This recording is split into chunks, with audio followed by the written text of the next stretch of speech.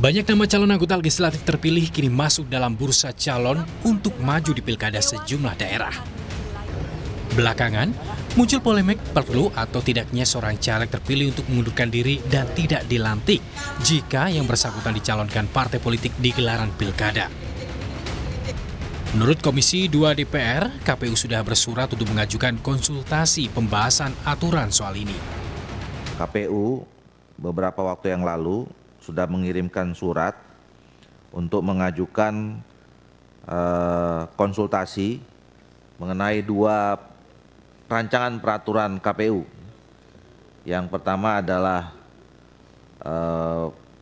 rancangan PKPU tentang penyusunan daftar pemilih dalam penyelenggaraan pemilihan gubernur dan wakil gubernur, bupati dan wakil bupati, serta wali kota dan wakil wali kota. Kemudian yang kedua adalah peraturan KPU tentang pencalonan gubernur dan wakil gubernur, bupati dan wakil bupati, serta wali kota dan wakil wali kota. Polemik kemudian muncul ketika Komisi Pemilihan Umum berikan pernyataan yang berubah-ubah soal aturan ini. Saat rapat dengan Komisi 2 DPR, KPU menegaskan tidak ada celah bagi caleg terpilih untuk dilantik jika mereka sudah terdaftar maju pada Pilkada serentak 2024. Yang berstatus sebagai calon terpilih anggota DPR, DPD atau DPRD, tetapi belum dilantik. Jadi kalau belum dilantik, itu statusnya adalah sebagai calon terpilih. Maka apabila yang bersangkutan didaftarkan oleh partai politik sebagai calon atau bakal calon kepala daerah atau wakil kepala daerah, maka yang bersangkutan harus bersedia mengundurkan diri. Padahal 1 pekan sebelumnya, KPU memberikan pernyataan bahwa hanya orang yang memiliki jabatan sebagai anggota DPR, DPD, atau DPRD yang harus mundur dari jabatannya jika mencalonkan diri di Pilkada 2024. Pada dasarnya seseorang yang harus mundur dari jabatan apabila dia mencalonkan diri sebagai kepala daerah, ya apakah calon gubernur, wakil gubernur, bupati, wali kota, itu adalah orang yang menduduki jabatan sebagai anggota DPR, DPD atau DPRD. Jadi kalau dia tidak sedang menduduki jabatan itu dan dia nyalek ya, kemudian dinyatakan terpilih, nggak ada kewajiban mundur. Yang ada kewajiban mundur itu kalau orang menduduki jabatan. Gitu.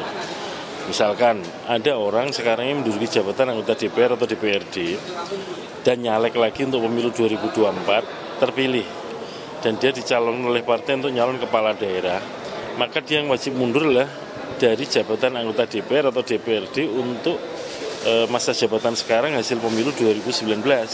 Tapi untuk terpilihnya kan tidak ada kewajiban, karena undang-undang menyatakan yang wajib mundur orang yang sedang menduduki jabatan.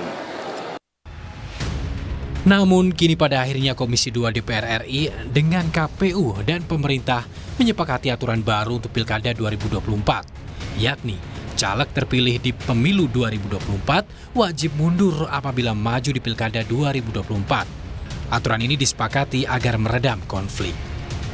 Tim Liputan Kompas TV. Seperti janji saya sebelum jeda, sore hari ini Rumah Pemilu akan berbincang dengan salah satu caleg terpilih dari Partai Amanat Nasional yang juga merupakan selebritas, yakni Sigit Purnomo alias Pasha Ungu. Selamat sore Mas Pasha, apa kabar? Selamat sore Mbak Madio. Oke, Mas Pasha, ini kan santer ya kabar kalau Anda masuk dalam bursa calon kepala daerah untuk Pilgub Jakarta. Jadi konfirmasinya Mas? Ya baik, terima kasih Mbak Madio.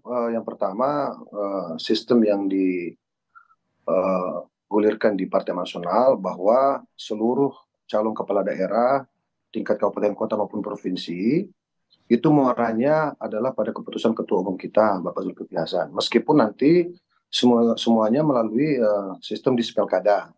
Nah, sistem Dispilkada inilah yang kemudian akan melakukan analisa, survei dan lain sebagainya agar kemudian nanti bila mana ada kader yang dianggap memenuhi kualifikasi, memenuhi persyaratan untuk bisa maju, ini akan direkomendasikan kepada Ketua Umum sehingga Ketua Umum lah yang memutuskan. Nah, memang beberapa waktu kemarin Ketum PAN sempat menyampaikan beberapa nama di media, termasuk diantaranya Ibu Zita Anjani yang hari ini duduk sebagai Wakil Ketua DPRD Provinsi, Bapak Eko Patrio, dan termasuk nama kami. Ya saya kira kami sebagai kader pada prinsipnya fatsun dan mengikuti apa yang menjadi arahan Ketua Umum. Ketua Umum lah yang lebih lebih apa namanya lebih pantas, lebih paham menilai siapa-siapa kader yang kira-kira wajar untuk dicalonkan khususnya di Pilkada DKI gitu Mbak Madio. Tapi kalau diusung siap ya Mas Pasya? Ya kami sejujurnya hari ini lolos sebagai anggota DPR RI terpilih ini sudah bahagia sekali.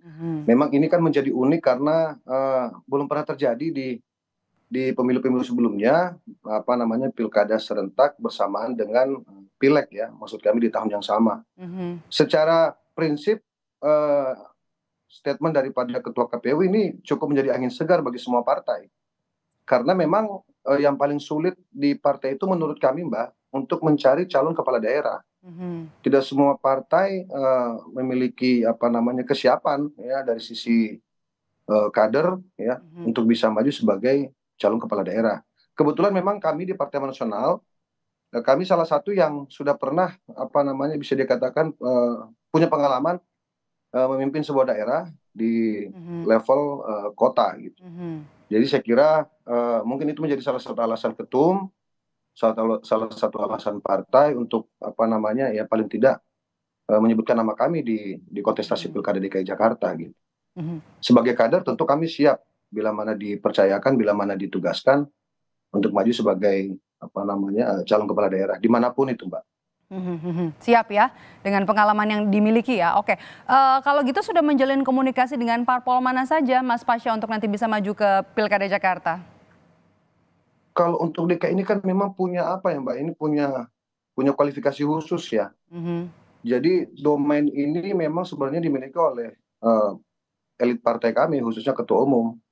Kami sebagai kader kan tugasnya bekerja sebagai kader tentu melakukan komunikasi, tetapi kan belum ada arahan yang pasti bahwa siapa yang akan ditunjuk oleh ketum untuk maju sebagai calon gubernur wakil gubernur di DKI Jakarta, Mbak.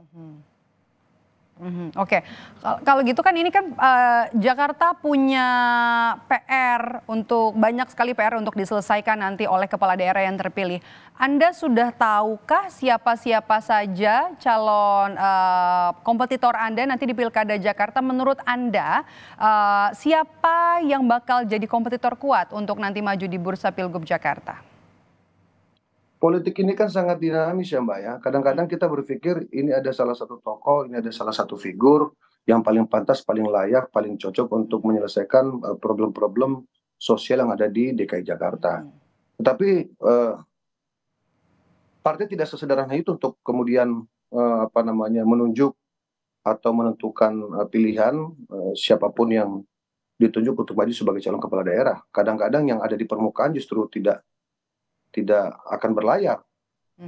Justru yang tidak muncul di permukaan bisa saja berlayar berkontestasi di pilkada manapun Mbak Mudia. Ya. Jadi kalau hari ini yang kita lihat permukaan saya kira kan Mbak sudah bisa melihat ya di lintas partai, sebut saja di Partai Golkar nama siapa yang keluar, misalnya Pak RK, di Partai Nasdem sempat keluar namanya Pak Ahmad Saroni misalnya. Terus di beberapa partai-partai lain kan juga sempat disebutkan di PKS, Presiden PKS, ya dan sebagainya Mbak. Bahkan PSI pun juga sudah bersuara untuk siap mendorong untuk apa namanya kader mereka bisa diusung di Pilkada DKI. Kalau kami sampai hari ini belum ada arahan langsung dan spesifik untuk Partai Amanat Nasional, belum apa namanya kita sebut belum ada rekomendasi khusus yang memang langsung ditandatangani oleh ketua umum untuk siapa yang akan didorong di pilkada akan datang.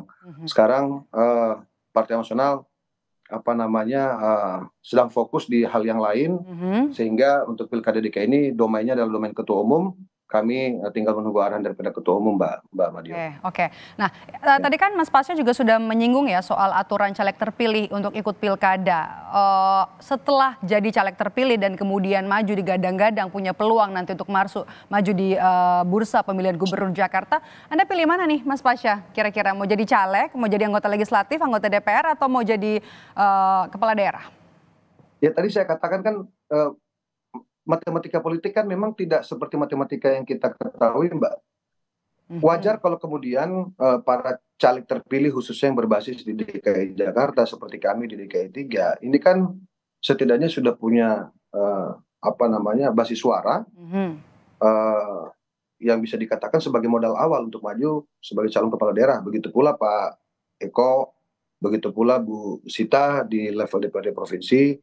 Nah, ini kan salah satu indikator bahwa memang caleg-caleg PAN yang lolos di caleg terpilih sebagai caleg terpilih di DKI ini juga punya kesempatan, punya peluang untuk maju atau didorong sebagai calon kepala daerah. Nah, terkait aturan, tentu ini tadi saya katakan ini menjadi angin segar bagi semua partai karena ujian yang paling tinggi kan di saat kita diusung sebagai caleg dan alhamdulillah terpilih. Nah, konsekuensinya adalah berkaitan dengan aturan ini, maka bisa dikatakan harus siap bila mana nanti ketua umum mendorong untuk maju sebagai cakada ataupun calon wakil kepala daerah. Nah, kalau saya ditanya, tentu kami hari ini kan yang sudah bisa dikatakan pasti ini kan adalah duduk sebagai anggota DPR RI, Mbak.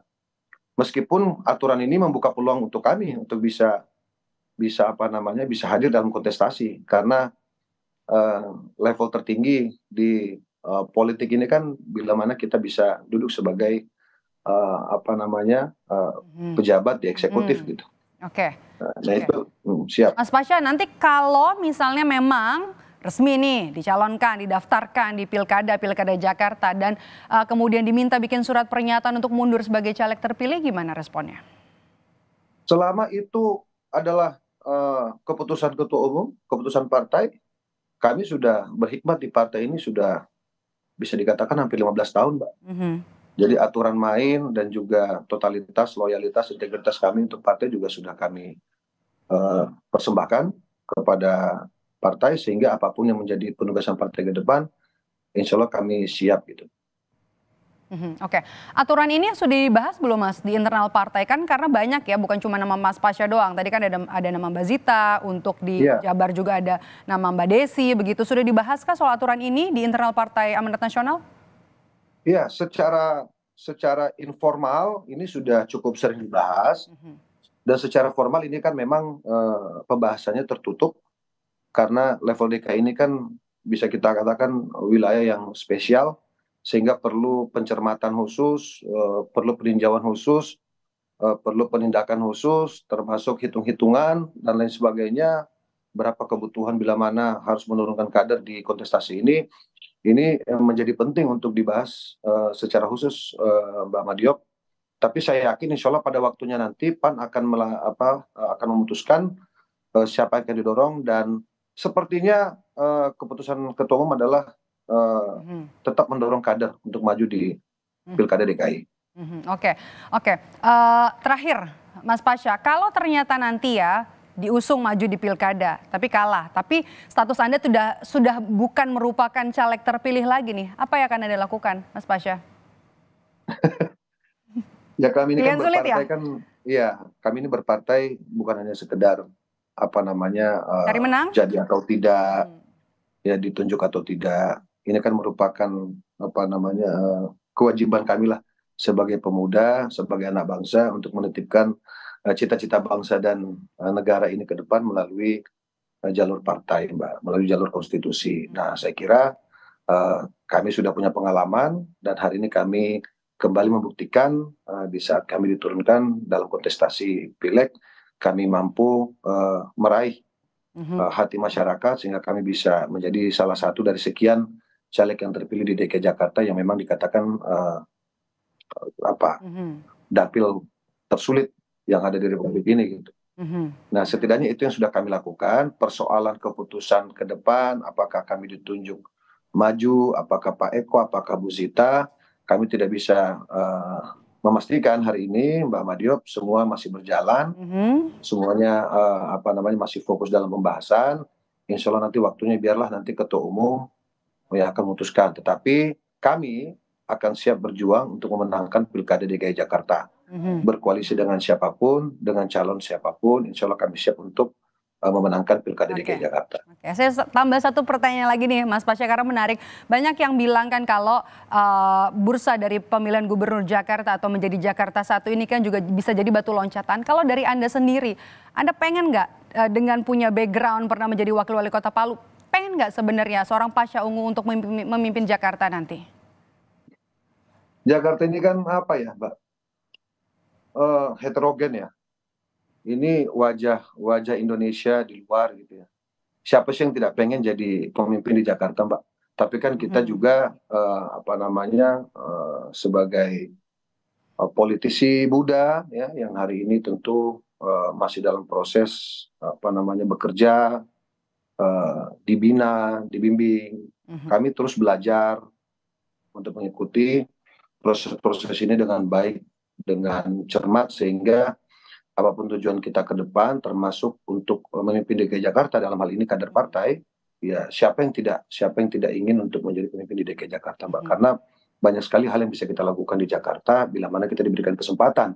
Nah, persoalan bahwa ini menjadi batu loncatan atau tidak kan tergantung cara pandang setiap orang melihat itu gitu. Pada prinsipnya kami siap menjalankan tugas dan siap mengemban amanah masyarakat. Siap menjalankan tugas, siap menjalankan kepercayaan, baik itu menjadi anggota legislatif atau caleg, ataupun juga sebagai, kalau nanti misalnya memang maju ya di pemilihan gubernur Jakarta. Iya. Terima kasih sudah berbagi waktu bersama kami, selebritas sekaligus juga merupakan calon anggota legislatif terpilih dari Partai Amanat Nasional, Mas Pasya Ungu. Saya selalu, Mas Pasya. Terima kasih banyak, Mbak Andrea.